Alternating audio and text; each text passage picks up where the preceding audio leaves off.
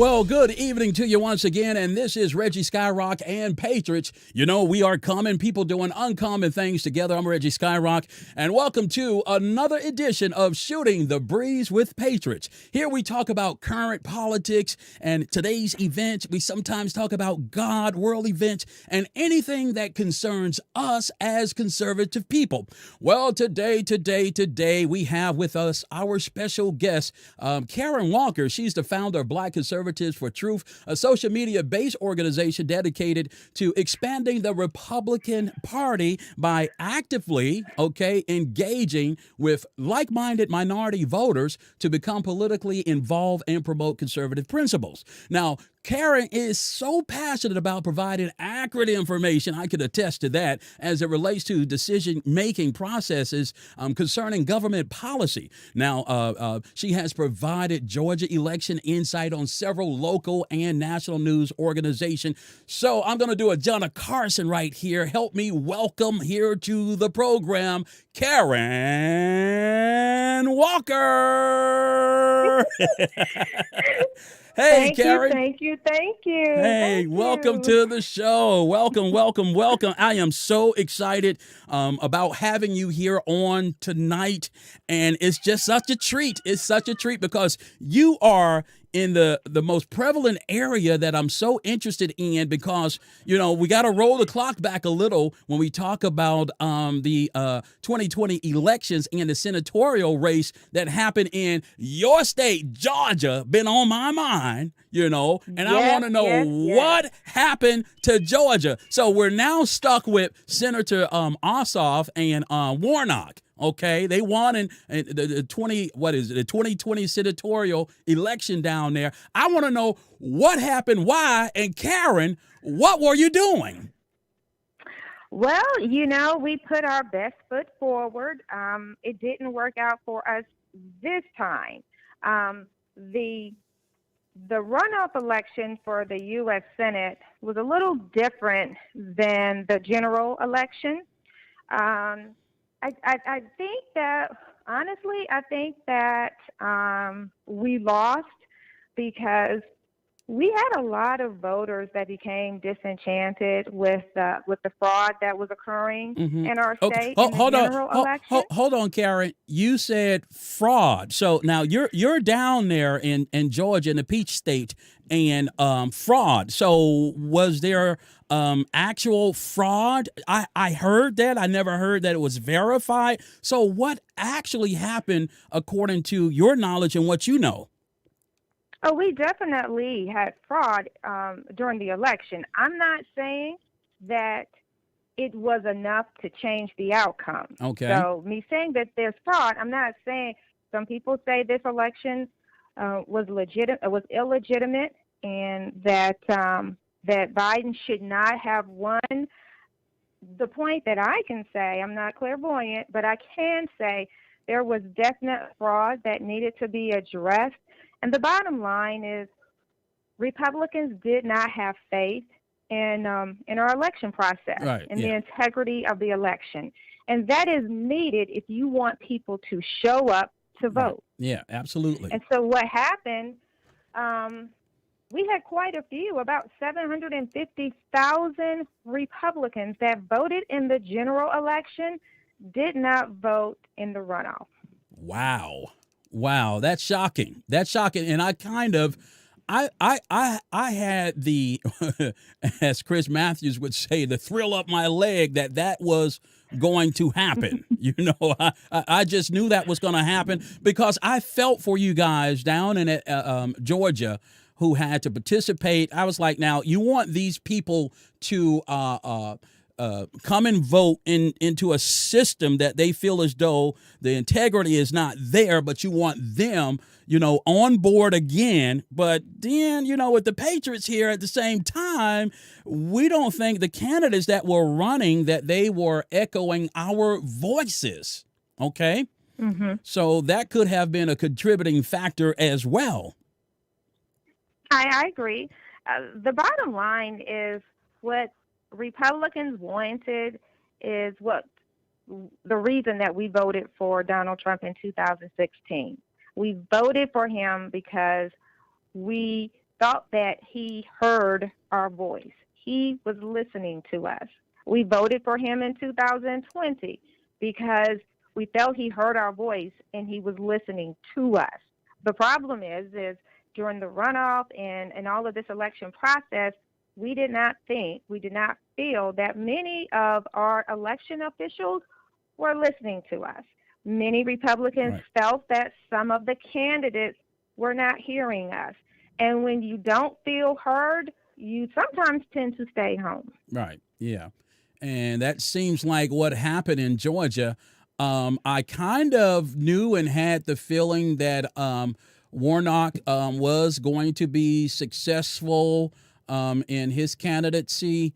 But Ossoff, when both seats went, man, my world was rocked, So now the mode and the temperature within the Republican Party, how do you feel about the Republican Party and our way forward? Because you speak very fond of the Republican Party, and when I look at you, I say, yeah, she is Republican. Oh, I mean, don't worry. We may have lost this battle, but we have not won the war. What Warnock won was a special election. So what he did, he ran to complete the term of another Republican senator who had retired. Once he retired, I think in 2019, Governor Kemp appointed Kelly Loeffler. And so she was the governor of the senator, but she had to run again to complete the Johnny Isakson. He's the senator that retired. Okay. She had to run to complete the remaining 2 years of his term. So that's why you had two senators running in one election. Normally you have only one senator running at a time, right? So Warnock may have won the battle, but he hasn't won the war because all of this has mobilized Republicans, has gotten us fired up. When you look at our local county conventions where we select our delegates and where we become more actively involved, we are seeing 40, 50, 60% more engagement, more participation than we did in previous years. That is a lot. People are angry. People are mad, and they no longer want to sit on Facebook or Twitter and just argue and talk about what they're upset about. We are ready to mobilize. So all they did was wake a sleeping giant. Actually we weren't asleep, but you had some people who were just watching, from the outside looking in, and they decided to come through the door and get active. Right. So we're going to take that seat back. Okay, I really hope so, because I got a little nervous there. I thought, is Georgia going blue now? No, we're not blue. But because you are looking, and I understand this, if you're not living in Georgia, but you're looking at our federal elections, and that is correct. We lost our two U.S. Senate seats to Democrats.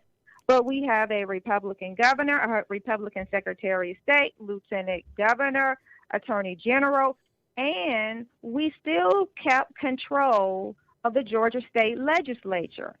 So we are still red when it comes to Georgia state politics. Right, exactly. Well, with the national politics being forefront, even with having, your local politics being mostly red, what does that say about,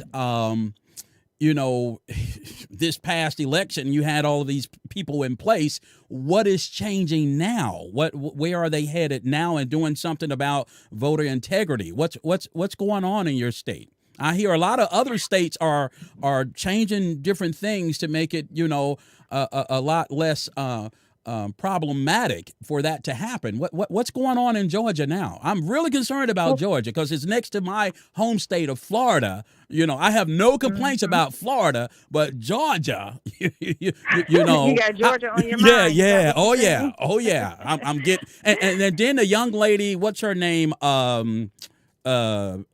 Stacey Abrams. Now, what threat Mhm. is she to the Republican Party? You can.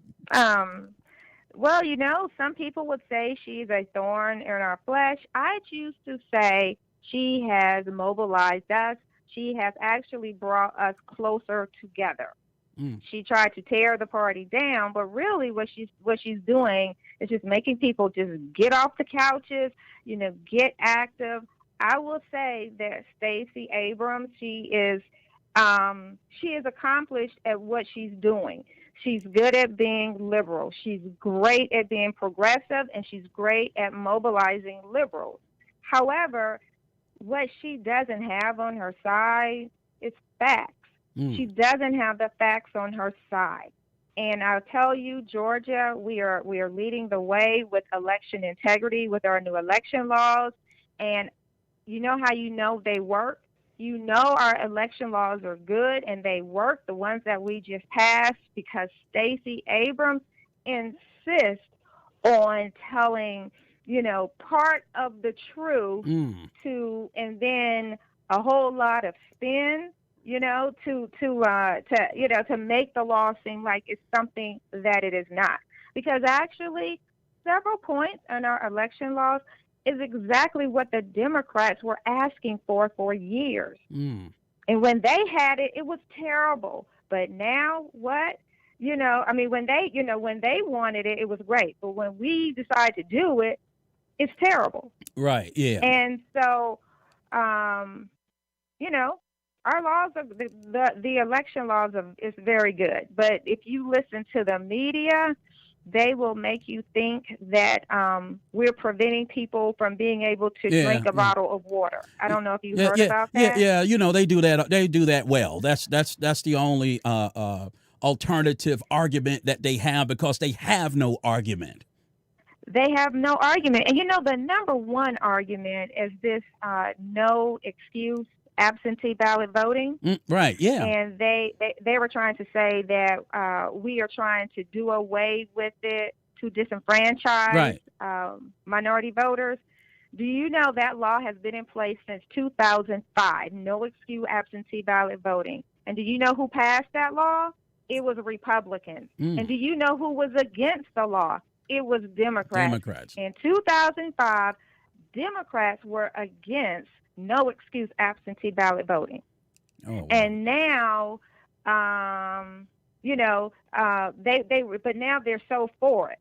And now that we have, and so now that it is still in this bill, they want to say for some reason that this is Jim Crow 2.0. Then they talk about the drop ballot, the drop box. Right. I don't know if you heard them talking about the drop boxes, and they said that we want to get rid of the drop boxes to disenfranchise Black and brown people. Mm-hmm. The only problem with that is that we never had drop boxes before the pandemic. Right. The only reason that we have drop boxes right now is because of the pandemic. And what the bill did to increase our election integrity and to prevent fraud, we moved the drop boxes into voting precincts instead of them being outside unmanned 24 hours a day. Yeah, that's. But for some reason, they want to say that's terrible. But when you think about it, your mailbox is a drop box. We have, 5 million drop boxes in Georgia. Because if you can't get to your voting precinct, if you can't get to the drop box, just put your ballot in your mailbox. Well, why do they come up with some of these lame excuses that, their constituents are not able to get voter ID, they can't get to the polls, the line? I've heard some unheard of things, and to me personally, it's a little condescending to me when I think about it, about what I can't do. I'm not able to do this, that. And it's just so many excuses. Maybe if you gave the people something to be excited about to vote for, they'll make it their business to make sure that they do vote. But, I have no problem with voter ID, but a lot of Democrats, they are totally against voter ID. I mean, I didn't have a problem with this past election. only the integrity part. If someone wins, fair and square, I just pack up and live to fight another day. But if there's questions, surrounding an outcome of an election, that's a problem, and everyone on both sides should want to do whatever it takes than to sell people this bull about disenfranchised voters. They're not able, and this Jim Crow. I get so sick of beating that dead horse about the Jim Crow this and the Jim Crow that. And I want to, and that leads me to my next question. It's like when prior to the 2020 election, we had the George Floyd, incident that happened. And to me, in my mind, it was almost like a gift that the Democrats could pounce off of. And they've taken that and they've like really used that, and it is baked in the mind of so many people that America is not a fair country. It's not a country for everyone. And I just want to get your input on that, because it disturbs me. It disturbs me greatly with, anything that's racial. Democrats, they're pouncing on that. It's like, hey, let's get in on that, and they just multiply it, millions of times, over the airwaves, and it's baked in the minds of people. And I would think, man, maybe some of these people did come up through the 1950s and 60s when it was real bad, but the way gosh. I agree. I agree. I honestly, for me, it's offensive. Yeah. It is very offensive to me, and as a Black person, but really just as a person, period. Right, yeah. To come up with these excuses where, well, we shouldn't have voter IDs because some Black people may not have IDs. As though we can't figure out how to get an ID. Exactly. Well, they might be old and they may not have this, or they may be on welfare, right. All the excuses. Or whatever, and they can't afford it. You cannot get one piece of government assistance without a vote, without some type of state ID or some type of ID. You cannot get it. They were saying for, with voting in Georgia, it's unfair for you to make people have to pay for an ID. You know what? There is a secret that Stacey Abrams knows, but she doesn't mention it to her supporters. If you do not have a state ID or a driver's license, all you have to do is put your birthday and the last 4 digits of your Social Security, and the state will look you up in their system and compare it to whatever type programs you may participate. Boom. So you can't even use the fact of that we request a state ID as a means of disenfranchising people to vote, because everybody has a birthday and a Social Security number, and if you don't have a Social Security number, should you really be voting? So it's just very, very offensive, and it reaches to the point that Black people, we can't figure out how to make things work out. We can't figure out how to work it out. And see, this is where I do see racism. This is where I do see what's called systematic racism. Exactly. People don't believe in systematic racism. I absolutely believe it, and I believe it's prevalent with liberals. They do it to us all the time. So you are worried about and saying that Black people can't figure out how to drive to the polls, can't do this. So maybe why is it that Black people can't, but white people can? Right. Do you understand what I'm saying? It's so offensive. It is. Yeah. Oh man. Oh, it stinks. I'm like, I just can't do this. It's like we have nothing to talk about. If they gotta go there, we can't even talk. And let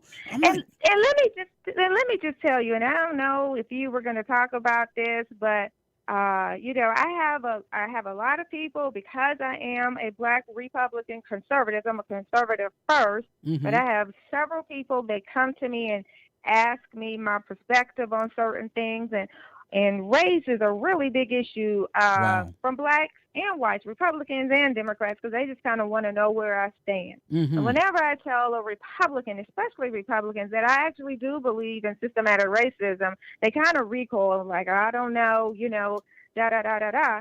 I absolutely believe in it. Like I said, I think it's prevalent with liberals, and I will give you this example. Did you hear what Biden wants to do with menthol cigarettes? Did you hear about that? No, I have not heard that. Cigarettes? I have not heard that. No, I haven't. I haven't heard that. So I am not a smoker, okay? But this is more about liberty, freedom, and freedom of choice. So I don't smoke. I'm not a smoker. So it doesn't bother. I mean, ain't no skin off my back either way. But apparently, you have cigarettes, and you have regular cigarettes, and you have menthol. The difference is with menthol, it's supposed to be a smoother flavor and soothing for your throat. You know how you take throat lozenges with menthol in it or something like that? Yeah. Well, 70+% of menthol smokers are black. Most of the advertisements are targeted for menthol to black people. So what Biden has in his head, pushed by many liberals, is to ban menthol cigarettes because the black community uses it in the greatest amount, black community and some LGBT people, and it is harmful, so they are going to ban it.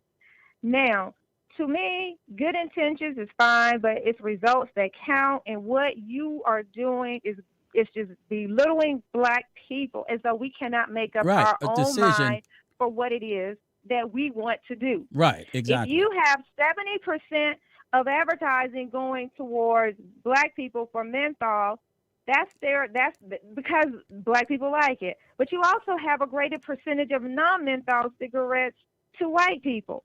So why are you saying to black people, we're going to ban it because mostly black people take it, but we're not going to ban regular cigarettes? That is what you call systematic racism, because you're targeting a difference and inequity to a racial group. Absolutely. Because of their race.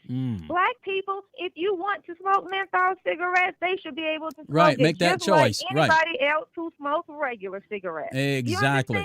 Yeah, exactly. And I do not understand why liberals or why they buy into that. I don't understand why they cannot see that is just pure racism. I'm telling you, the CDC, Biden, they said they are targeting menthol to ban it because mostly black people take it and it's bad for them. I don't need the government to decide what I need to take and how much is bad for me. Like Reagan said, there they go again. There they go again.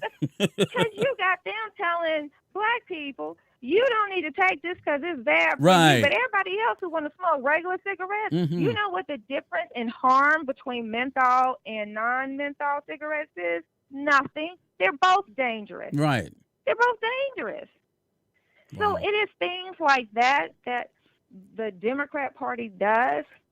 What it does is it sets black people back. It sets us becoming more dependent on government, for government deciding what we need because they think they know what's best for us. If I want to smoke, I need to be able to smoke. Exactly. Right. Yeah. And I agree with you totally. Anybody should smoke personally, right? But I'm simply saying, but it's your choice. Why is it that me? Yeah, why can't I have the choice to smoke a harmful cigarette? But another racial demographic, they do have that choice. It makes no sense. Okay, so they what they'll do? Okay, they don't want you to have the choice, far as with what Biden is trying to do, but they fight for choice of abortion. They want their choice with abortion, take away life. You know what I'm saying? I just don't understand these types of things here, and this is what they do often. And more times than enough, and this is just what they do, and I just don't understand why the left cannot figure this out. Let me just do this here. You're watching Shooting the Breeze here with Patriots. I'm Reggie Skyrock. Our guest today is Atlanta's own Kaaryn Walker. Now, we are about 25 minutes into the show, Kaaryn. I don't want to hold you longer than you need to stay. I had some more questions for you. If you can stay around a little longer. I can. Okay. That's All fine. right. That's All right. fine. Well, but that's a really good point that you brought up about that decision making and that government dependency. That's the thing that the left they capitalize on that. And they've got a lot of people programmed and bought and sold on that. And it is so hard to break the fever with them. And it's incredible. It's like it's an illness. It's a sickness, And Right. and Well, look at the Tim Scott situation. You saw with Tim Scott, I forgot what I think it was Lamar County, Texas. Mhm. The Democratic chair, I think his name was Gary O'Connor. The DNC chair, I think it's Lamar County. He posted on Facebook, said that Tim Scott was an Oreo. Okay. He's a Democrat. Is he a Democrat? Yes, that was a white Democrat who said that. And he posted that. Okay, give me the rest of the story. Okay. So Tim Scott gave the response. Right, exactly. He gave the response to Biden's speech. Which I had one issue with that. But go ahead. So in his response, he said that he expressed that he understood about racism. He named instances where he was affected by it, but he also said that America is not, because it's not, a racist country. It is not. Well, I tell you, all the liberals got their underwear up in bunches. Right. Yeah. And so you had this white Democrat chair of in Texas, Gary O'Connor, I think his name. He said that Tim Scott was an Oreo. Mm. You did have some pushback from some Democrats, but overwhelmingly, in particular in the media, with black liberals in the media, they not only supported what he said, they piled on to what Gary said. Wow. And I'm sitting here thinking, the reason why you have people like Gary, liberals like him, so freely calling black Republicans Oreo, Uncle Tom, Sambo, cooning, because they text it. You talk about white people, and they say it with so much pride. You know what? It's because they got it from black liberals. Mm-hmm. They learned it exactly from black liberals. You're right about that. Yes. They are parroting what they hear, right. which is why you had Joe Biden saying, "If you vote Republican, you ain't black." Right. Now, and I've been dark all of my life, black. Okay, that's all I know. Mm-hmm. See, we have to understand that being black is not what they try and make it. If your color is this, your thinking have to be that. And Correct. I have a problem with that. I adopt a certain type of ideology in my life. I adopt a certain type of value. These are things that help govern my life. So does that have color? Some of the things that I value as an American. Does that have color? Do I have to? You can't tell me about what being black is for me, okay? Maybe that's it for you, but being black for me is my choices that I make, and I run across people all the time that are black, and they may think I have the same type of thinking, what they category black to be. We should, everybody vote, Democrat. We think this type of thinking, the man is out to get us or whatever have you. And they mistaken me all the time. And sometimes folks may feel as though, why Reggie, he's kind of like in a category all by himself. He's not like one of us or whatever have you. Because I don't think like you. And I don't want to think like you, because my choice is to think like me. I believe in this world we have different values and different things that we like or dislike that we can pick up in life. It's your choice, you know? I Correct. don't choose what you choose, okay? And don't ridicule me because because I happen to be a black man. And, you know, like with some of the conversations that start, only thing that they want to do, let's talk about the color. Look, like, I have nothing for you because I have a system. I have systems of values, of things that I adopt. Can we talk about those? You want to start about the color thing? You know, we have nothing to talk about. You know, I just cut them off. We can't even talk or converse because you're so trapped into yesterday that you forget about tomorrow and where we're headed, where we're going. You just keep looking in the rear view mirror.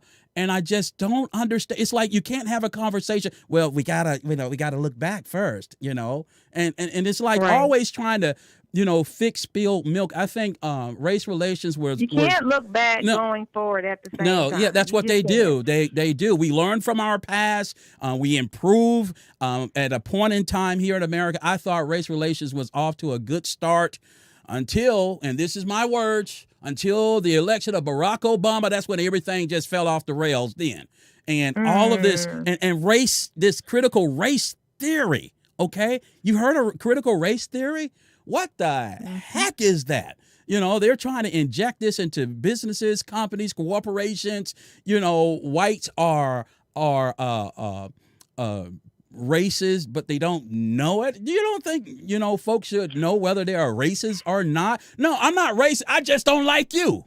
You know, that's kind of where I come from, because there's a lot of black folk, I don't like you, you know? And I don't like the way you do things. I don't like the way that you support your families and how you take care of your neighborhoods and how you look out for your family. You know, all these types of things. That's what's important to me, you know. Right. But it's just something that they just don't get. It's like you gotta be in the struggle, bruh. You gotta what's the other word? They want you to be in the struggle with them. You know, the black liberation theology. You know, hey man, you know, we got to be cool with one another, and this is our things that we adopt. No, I'm not with that. You know, most of all, I'm with Jesus. Okay, that's what gives me my identity. Okay, that gives me my identity, and when you come in contact with Jesus, you will never be the same. That's where your true identity lies. Okay.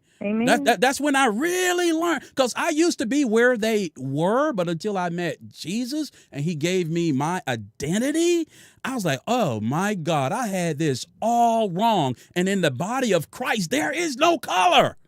We don't understand that, you know, color. We don't understand that. We understand behaviors. You see, that's what we understand. If you have this behavior against this behavior, that's what we understand, you know. So, wow. Absolutely. I mean, I agree with you. I don't, you know, I don't fall into that trap of the critical race theory, quite simply because I don't speak oppression, you know, and I find that those who do support that, I find that many Democrats, they speak oppression. They see everything through an oppressive lens. They, you know, here's my thing. If you have the perspective that America is racist and it will always be racist, white people will always be racist, then you have no hope.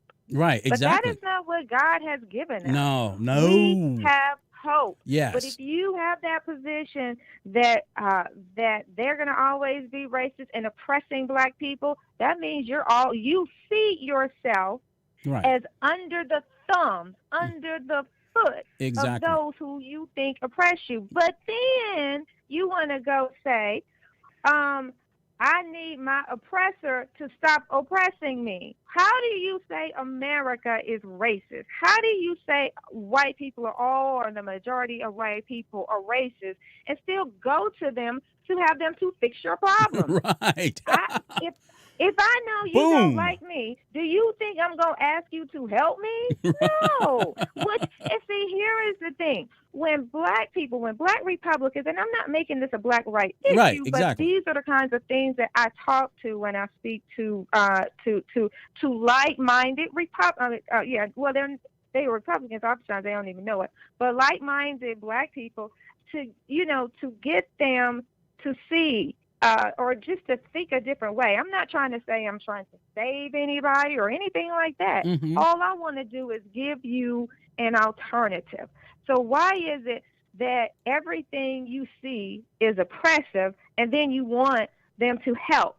And so, but when we say you need to pull yourself, well, they say we are saying black people need to pull themselves up by their bootstraps, as though we are saying that black Democrats are lazy or liberals in general are lazy. That's not what we're saying.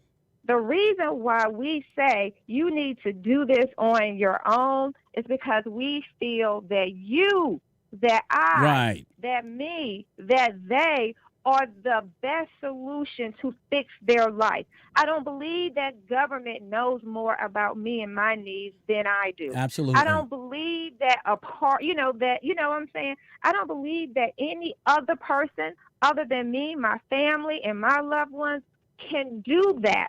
I don't believe it. So when we say pull yourself up, it's not saying you're lazy. It's just saying that you are the only one who can do it best. Right. Exactly. You do it best. Right. Yep. You know what I'm saying? You're so right. When the government decides that you don't need menthol, Right. when the government decides how much is enough for you, big government cannot solve individual problems. People are unique. Exactly. Big government should supply the tools for us to solve our own problems.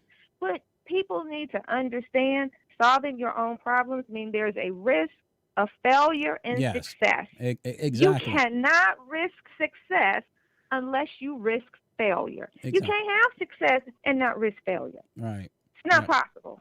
No, not at all. And you, being a black conservative, and myself, we are your example. Here's an example.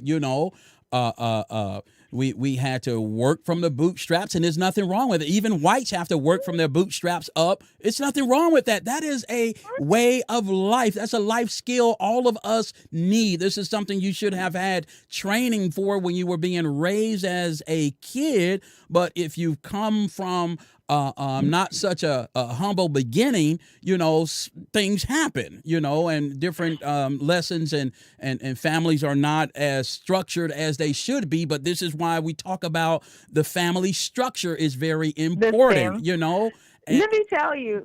Let me just get in there. Get in there. I just want to interject, kind of like what you're saying. I will tell you, growing up, or especially when I became a young adult, I would lean on my parents. But then it got to a point that I would not ask my parents to help me out. Right. I wouldn't ask them for money. I wouldn't ask them. Do you know why I did not ask them? Because anytime I asked them for money, I was inviting them to tell me what I need to be doing with my life. So, because, my you ain't want to hear that. Look, you ain't want to hear that. Coming to me from, if you coming to me for money, then I need to tell you how you need to be handling your finances. Oh, yeah. I didn't want them to get in my business. Get that like lecture. That. So you get that what lecture. I did? I stopped asking them for stuff. Right. Yeah. Yep. And so I figured out how to make stuff work. And yes, I may have had to work harder. Yes, it may not have been easy, but I was able to make my own decisions. Exactly. Right. And your own mistakes. And your own mistakes. And my own mistakes. Exactly. Which made me to appreciate my own successes. Yeah, that's very, very important. A lot of folks, that's the piece of the puzzle that they are missing. And like I say, this government handouts and really not really helping you up is just really damaging so many communities across America. And my prayer is that we would come to the knowledge and truth of really, because I believe in the abilities of oneself, it's easy for me to, probably get you this or do this for you or help. Help is helping. It's not actually doing it for you. Okay, so help is help, but your own God-given abilities, that's what you have to learn how to capitalize in and, believe in oneself, because, it's just like Jesus. When we talk about Jesus and the fig tree is not producing and yielding forth fruit, so he curses it and it dies. Okay, the same with a human. Okay, we are here to produce and bear much fruit. So, Yeah. and that's in everyday life. You don't work, you won't eat. Okay. If you have a bank account, if you don't make deposits, you can't make withdrawals. All right. This is just simple. There's nothing hard about it. Okay. It's nothing hard, right? I had to work today. I didn't feel like it, but my feelings don't govern me. Okay. See, these are the types of things people have to learn. It's like my young stepson. I have to tell him often, you can't give yourself over to and what you always want to do. You got to do what you have to do. Okay. Let that be your guide, doing what you have to do. Don't wait for a feeling, because sometimes a feeling will never catch you, but a discipline will. You see what I'm saying? A lot of folk, they just don't get this. He's got this mind, whereas he believed that things are just going to fall out of the sky. He's going to get this great job. What's wrong with starting in the mailroom, but he want to go up, to the penthouse. Well, you got to start in the mailroom first, bro. Okay, let's start there, and you're going to work your way up, so you'll know what it's like going from the bottom up, and you would be able to view everything. You understand. You could be compassionate. It's just a lot of things. People just really don't have that concept. And it's just so it saddens me a lot, Kaaryn. I tell you. Absolutely. But anyway, this is a great conversation. I had some other things on the docket here. We are shooting the breeze here with our guest from Atlanta, Kaaryn Walker. I wanted to get your input on the Supreme Court packing that they were talking about. Do you think they're going to actually do that, or is it just hearsay? I don't believe that they will do that. Okay. I think the reason they will not do that is because they know that only works when when a certain party is in power. Right. But we switch parties too often. And the same things that they do to help them is going to work against them. I just don't see that happening. Mm-hmm. I don't see that happening. Oh. No.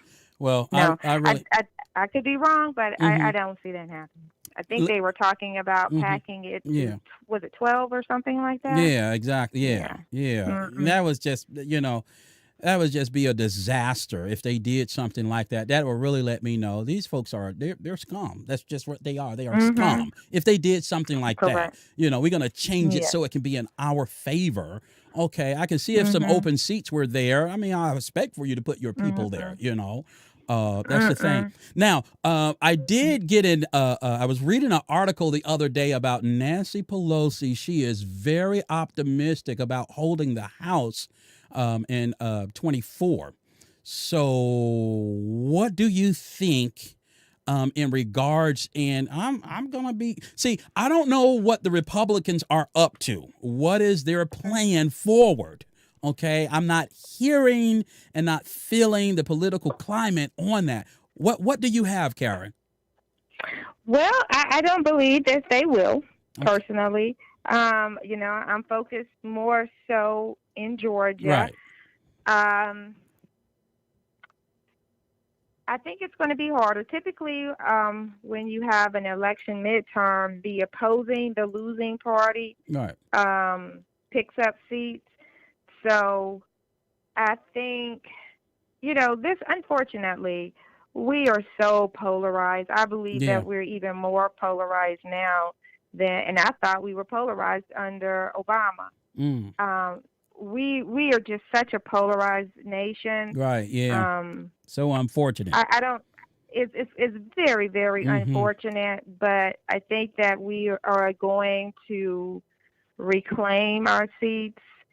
And then you saying that kind of slow. I believe we're going to add more in the Senate. Kaaryn, you're saying that slow. You're saying that kind of slow.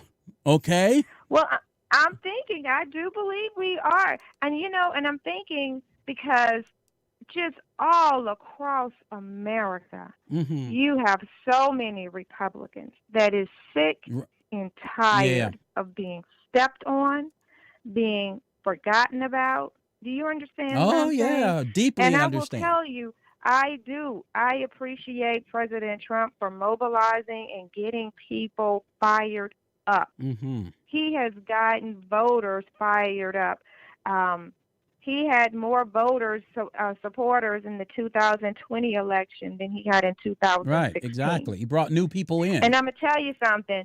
I don't know if he's going to run in the next election, but I don't think it's going to matter in terms of getting Republicans fired up. I think he does a great job. President Trump does a great job of that. Right. Whether he is in office or whether he's at Mar-a-Lago. I think he impacts Republicans and republicanism just that much. Right. Yeah. Yeah.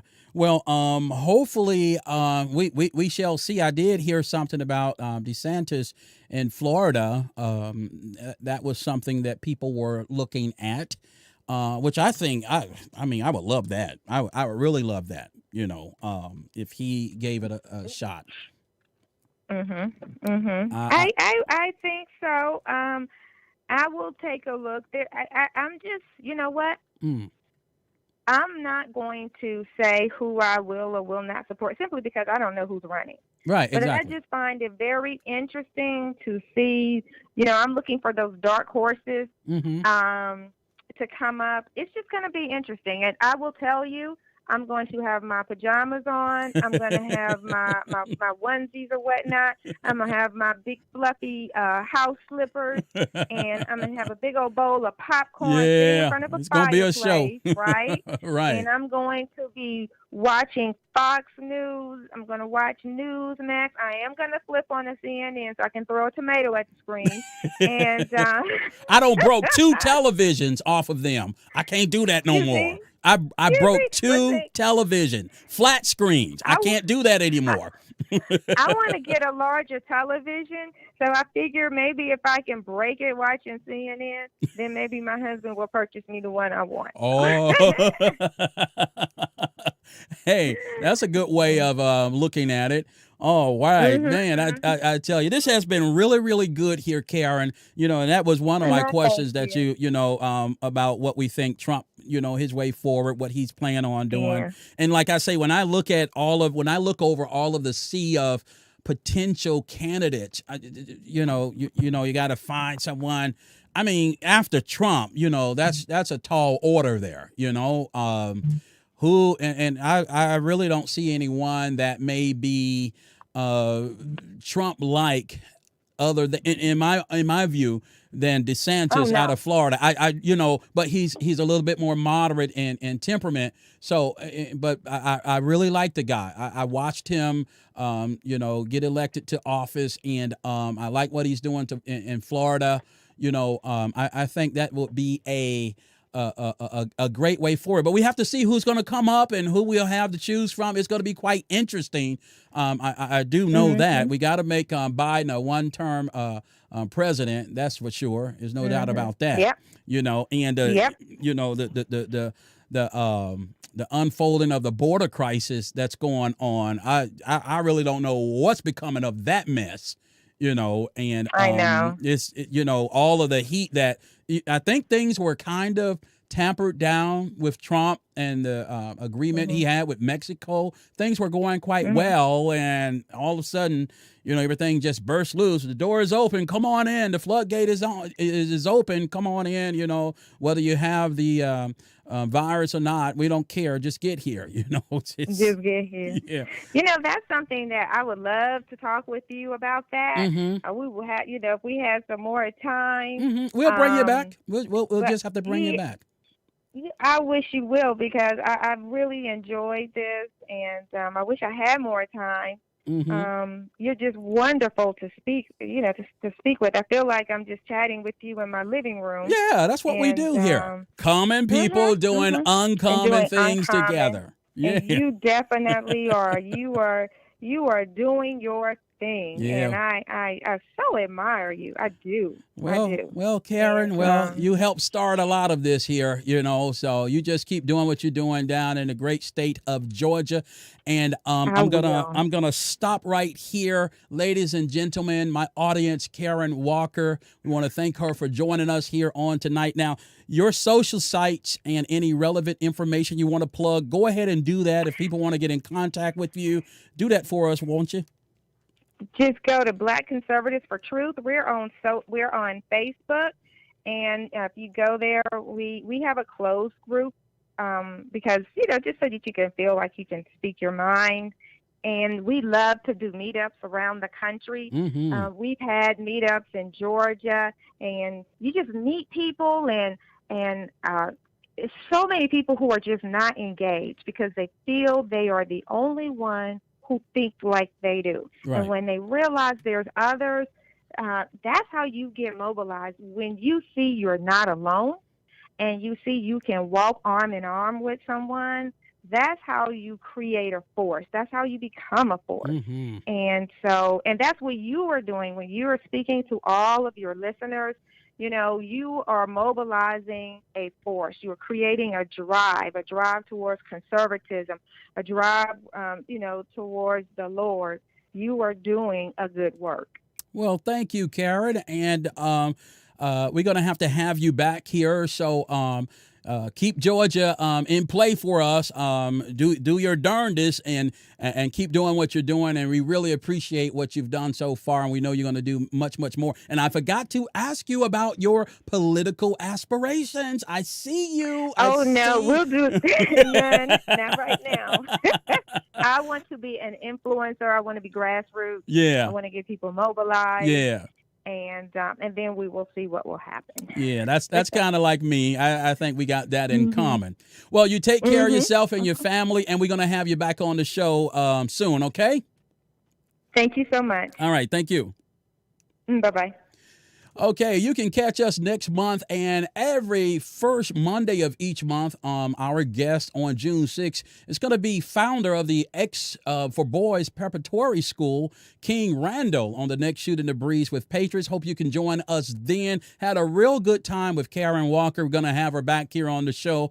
And I have a few announcements here for you if you want to just stick around. You can join me for Wednesday night Bible teaching at 8 p.m. As part, which is, I'm going to start a part 3, a 3-part series on why tongues. That's been on the minds for many people about tongues and why we should speak in tongues. So come by on Wednesday at 8 p.m. This Wednesday, we're going to start and dive into that teaching there. Now, if you would like to be a contributing writer on our website, we are looking for stories in your communities about politics, maybe a few patriots doing amazing things, local issues, anything that's going down in your neck of the woods. If you are interested, get to our very own Jan Greenhawk at jan@rapatriots.com.